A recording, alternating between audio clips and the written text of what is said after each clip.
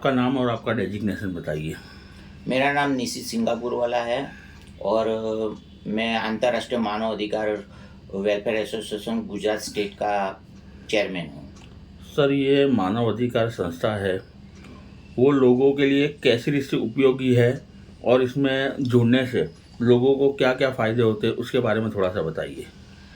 जैसे कि आपको सबको पता है कि हम भारत के नागरिक हैं, ठीक है, और संविधान में हर नागरिक को हर अधिकार दिया गया है। वाणी स्वतंत्रता का अपना हवा पानी है उसका है, जो भी है मिलना चाहिए इसके लिए।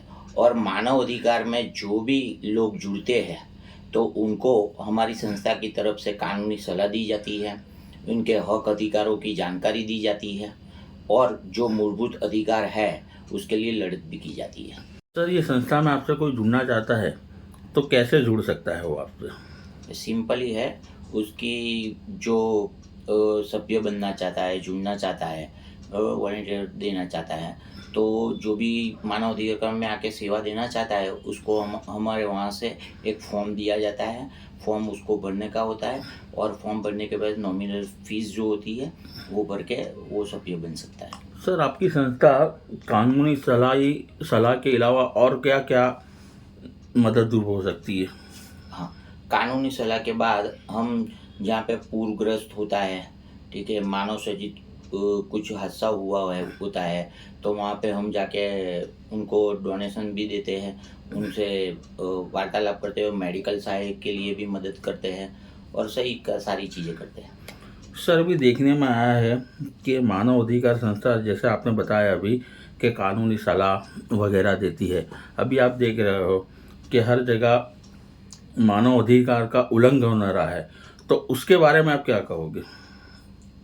हर नागरिक को अपने अधिकारों के लिए जागरूक होना चाहिए और जो बंधारणीय अधिकार है, संविधान में जो हक अधिकार दिया है उसके लिए जागृति ज़रूरी है और उसके लिए जो भी कुछ बन पड़ता है तो वो करते हैं। मगर यहाँ पे हमारे वहाँ भी एक बात है कि कई एडवोकेट्स जुड़े हुए हैं और लीगल पैनल भी चल रही है, वो कानूनी सलाह भी देते हैं और ज़रूरत पड़े तो उनके लिए कानूनी मुकदमे भी लड़ते हैं।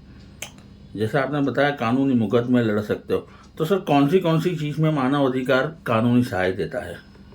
जैसे कि आप समझो कि कानूनी सहायता में ऐसा होता है कि जो लेडीज़ होती है, ठीक है, तो उनको घरेलू हिंसा है, डोमेस्टिक वायलेंस है, ठीक है, 498 है, उसमें कई लेडीज़ों को वकीलों के पास जाते हैं तो उनको फ़ीस नहीं देनी पड़ती है, तो वो ऐसा हम मदद शुरू होते हैं।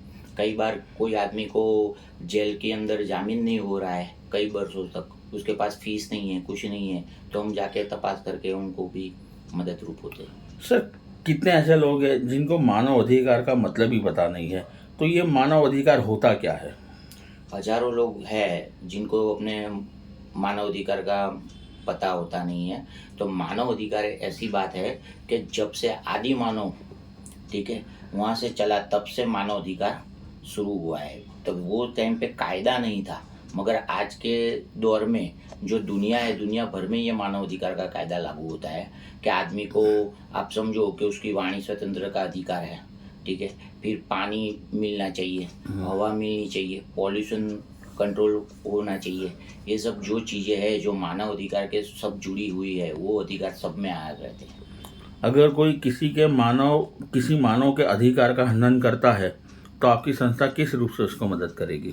हम पहले तो वहाँ पे जाके जांच पड़ताल करते हैं, उनको जो भी मदद की ज़रूरत होती है हम मदद करते हैं। फिर बाद में उनके साथ जो हिंसा हुई होती है, मानव अधिकार हनन हुआ होता है, तो वहाँ पे हम आयोग में लिखते हैं, सरकार में लिखते हैं और कानूनी जो भी कार्रवाई करनी होती है उसमें हम मदद रूप होते हैं। सर, आखिरी सवाल कि आपकी संस्था महिलाओं को कैसे मदद होगी? हमारी संस्था महिलाओं के लिए, हमारे वहाँ महिला वॉलंटियर भी है और महिला एडवोकेट भी है। अगर उनको कोई भी प्रॉब्लम होता है तो हम उनके लिए कानूनी सलाह भी देते हैं। उनको ज़रूरतमंद के रोज़गारी भी ज़रूरी होती है तो हम रोज़गारी के लिए भी कुछ कर सकते हैं। 12 नाउ न्यूज़ की ओर से सर आपको खूब खूब अभिनंदन और बधाइयाँ।